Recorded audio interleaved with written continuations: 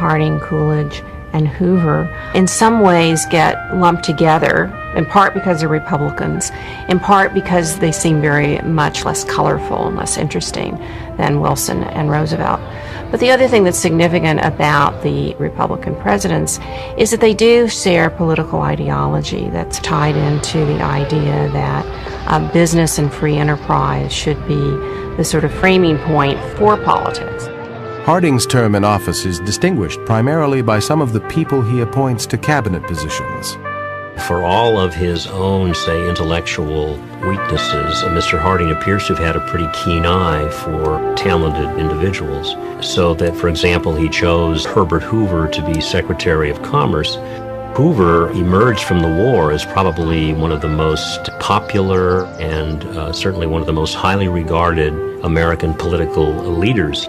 Harding also chose Charles Evans Hughes to be Secretary of State. And quite frankly, Hughes probably is one of the most important political, legal figures of the 20th century. He would later be Chief Justice during the 1930s. Harding's undoing is his inability to shake off ties to those who had helped place him in office. The scandals that result make newspaper headlines. My sense of the Teapot Dome scandal is that certainly the most serious wrongdoing was probably the relationship between the Secretary of the Interior, Mr. Fall, and Mr. Edward Doheny, who was one of the more powerful figures in the oil industry. And favors were exchanged, and as a result of certain arrangements were made for Mr. Doheny's company. And so there was obviously the sense of impropriety. Whether it was any more serious than, say, what had happened during the time of Richard Ballinger way back in the Taft administration in terms of the lease of Alaskan lands to private firms, it's hard to say. But I think he simply placed a lot of trust in people who betrayed him, and that's not an unusual thing to happen in a large organization. Calvin Coolidge, who succeeds Harding in 1923, is very different from his predecessor. He is dour, silent, and puritanical, a contrast to Harding's more genial and garrulous personality. Mr. Coolidge brought a heightened sense of austerity, a sense of probity and of integrity that certainly was somewhat refreshing once all of the scandals of the Harding period were laid out in the nation's press. I think certainly one of the most lasting changes that came with Mr. Coolidge was that he did bring in to his administration people like a new Attorney General, Harlan Fiske Stone, who really cleaned up some of the mess that had been left over from the Doherty years.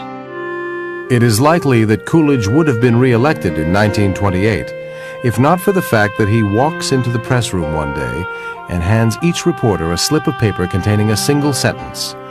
"I do not choose to run for president in 1928. Republicans turned to Herbert Hoover as their candidate, not necessarily the favorite of party leaders. Hoover oftentimes operated outside of the conventional Republican Party apparatus. He had his own public relations crew. He, in a sense, was a kind of solo practitioner. And so probably, if the party bosses had had absolute control of the convention in 1928, Mr. Hoover was not their first choice. Democrats nominate New York Governor Al Smith. The 10 or 15 largest metropolitan areas voted for the Democratic presidential candidate. This was amazing because the Republicans had dominated those metropolitan areas since the election of McKinley in 1896. Of course, Al Smith had been 3 times the governor of New York, and the fact that he was Irish, that he was Catholic, that he came from New York City was of enormous advantage in terms of being able to attract voters in these large American cities. But Smith had little in common with the farmers of the Midwest or the South.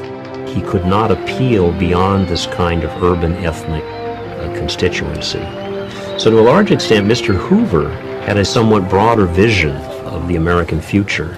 There's an old essay, I think, by Richard Hofstadter in which he basically posed the question, could a Protestant have beaten Herbert Hoover?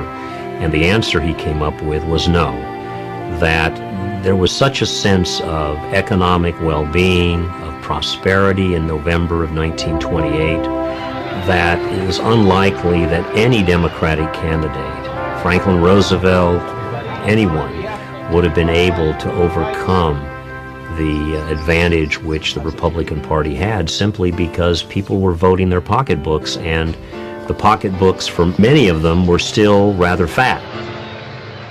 And few people anticipate the difficult years that are to come.